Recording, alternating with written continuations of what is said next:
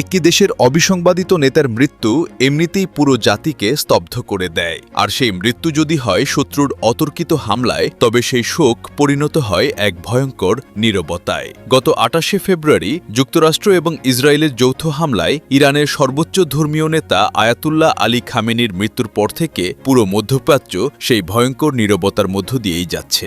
দীর্ঘ ১৩১ দিনের প্রতীক্ষা, যুদ্ধ পরিস্থিতি এবং চরম নিরাপত্তা ঝুঁকির কারণে স্থগিত থাকা সেই ঐতিহাসিক জানাজা অবশেষে অনুষ্ঠিত হতে যাচ্ছে। আগামী ৪ জুলাই থেকে ৯ জুলাই পর্যন্ত তেহরান থেকে শুরু করে মাশহাদ পর্যন্ত চলবে এই শেষ বিদায়ের আনুষ্ঠানিকতা। কিন্তু এই বিশাল আয়োজনের মাঝে পুরো বিশ্বের নজর এখন কেবল একটি প্রশ্নের দিকে আটকে আছে। আলী খামেনির এই ঐতিহাসিক জানাজার নামাজে কে ইমামতি করবেন? ইসলামিক প্রজাতন্ত্র ইরানের নিয়মানুযায়ী রাষ্ট্রের সর্বোচ্চ নেতার জানাজা পড়ানো কেবল একটি ধর্মীয় আনুষ্ঠানিকতা নয়, এটি রাষ্ট্রের সর্বোচ্চ ক্ষমতা এবং ঐক্যের এক অবিসংবাদিত প্রতীক। আন্তর্জাতিক বিশ্লেষক থেকে শুরু করে সাধারণ ইরানি জনগণ সবাই ধারণা করছেন যে আলী খামেনির পর যিনি ইরানের তৃতীয় সর্বোচ্চ নেতা হিসেবে দায়িত্ব গ্রহণ করেছেন, সেই মোজতাবা খামেনিই হয়তো তার পিতার জানাজায় ইমামতি করবেন। কিন্তু রহস্যের শুরুটা ঠিক এখানেই। গত ২৮শে ফেব্রুয়ারির সেই ভয়ঙ্কর বিমান হামলার পর থেকে নতুন সর্বোচ্চ নেতা মোজতাবা খামেনিকে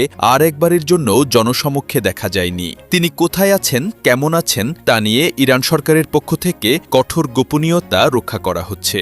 জানা গেছে সেই দিনের হামলায় শুধু আলী খামেনি নিহত হননি, মোজতাবা খামেনি নিজেও মারাত্মকভাবে আহত হয়েছিলেন এবং হারিয়েছিলেন তার স্ত্রী জাহারা হাদ্দাদ আদেল সহ পরিবারের আরও বেশ কয়েকজন সদস্যকে। শোক এবং শারীরিক আঘাতের চরম ধকল সামলে তিনি কি পারবেন আগামী ৪ জুলাই তেহরানের গ্র্যান্ড মুসাল্লায় কোটি মানুষের সামনে এসে দাঁড়াতে? পুরো বিশ্ব এখন সেই উত্তরের অপেক্ষায়। যদি মোজতাবা খামেনি সশরীরে উপস্থিত হয়ে এই জানাজার ইমামতি করেন, তবে সেটি হবে তার ক্ষমতার সবচেয়ে শক্তিশালী বহিঃপ্রকাশ। আর যদি তিনি নিরাপত্তার কারণে উপস্থিত হতে না পারেন, তবে এই জানাজা হয়তো অন্য কোনো শীর্ষস্থানীয় আলেমকে দিয়ে পড়ানো হবে, যা ইরানের অভ্যন্তরীণ রাজনীতিতে নতুন এক আলোচনার জন্ম দেবে।